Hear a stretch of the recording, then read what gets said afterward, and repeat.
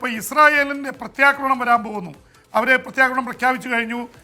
ഏതാണ്ട് 612 യുദ്ധ വിമാനങ്ങളുണ്ട് ഇസ്രായേലിന്.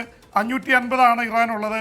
612 ഫൈറ്റർ ജെറ്റ്സ് എന്നുള്ള രീതിയിൽ ഏറ്റവും ആധുനികമായിട്ടുള്ള F-16, F-35 ഒക്കെ ഉള്ളത് 240 എണ്ണമാണ്. അതിൽ 200 പോർ വിമാനങ്ങളും ആദ്യ ദിവസം 10 ദിവസം മുമ്പ് ആദ്യ ആക്രമണം നടത്തിയപ്പോൾ 200 യുദ്ധവിമാനങ്ങൾ ഒരുമിച്ചാണ് ഇറാനിൽ വലിയ രീതിയിലുള്ള എന്താ പറയുക തകർക്കൽ നടത്തിയത്. അപ്പോൾ അതുകൊണ്ട് ഇനിയും പോർ വിമാനങ്ങളും മിസൈലുകളും വെച്ചാണ് ഇസ്രായേലിൻ്റെ പ്രത്യാക്രമണം വരുന്നത്.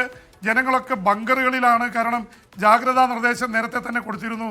എന്ന് മാത്രമല്ല ഇറാൻ്റെ ബാലിസ്റ്റിക് മിസൈലുകൾ ഹൈപ്പർസോണിക് അടക്കം എല്ലാം വലിയ നാശം വിതയ്ക്കുന്നത് കണ്ടതുകൊണ്ട് തന്നെയാണ് ഇസ്രായേൽ ബങ്കറുകളിൽ കഴിയാനായിട്ട് ജാഗ്രതാ നിർദ്ദേശം നൽകിയിരിക്കുന്നത്. അപ്പോൾ ഇതൊരു അമേരിക്ക ആക്രമിച്ചതിന് പിന്നാലെ ഇസ്രായേലും ഇറാനും തമ്മിലുള്ള ഏറ്റുമുട്ടൽ കൂടുതൽ രൂക്ഷമായിരിക്കുന്നു.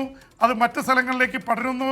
ലോക രാജ്യങ്ങൾ പ്രതികരിക്കുന്നു. അതിൽ ലാറ്റിൻ അമേരിക്കയിലും ഭൂരിപക്ഷം രാജ്യങ്ങളും അമേരിക്കയ്ക്കെതിരെയാണ് പ്രതികരിച്ചിരിക്കുന്നത്. ക്യൂബ അമേരിക്കയ്ക്കെതിരെ പ്രതികരിച്ചിരിക്കുന്നു. ചൈനയും റഷ്യയും വളരെ അർത്ഥഗർഭമായ മൗനത്തിലാണ്. പക്ഷേ ചൈനയ്ക്കും റഷ്യയ്ക്കും ഇത് കണ്ടില്ല എന്ന് നടിക്കാൻ പറ്റില്ല.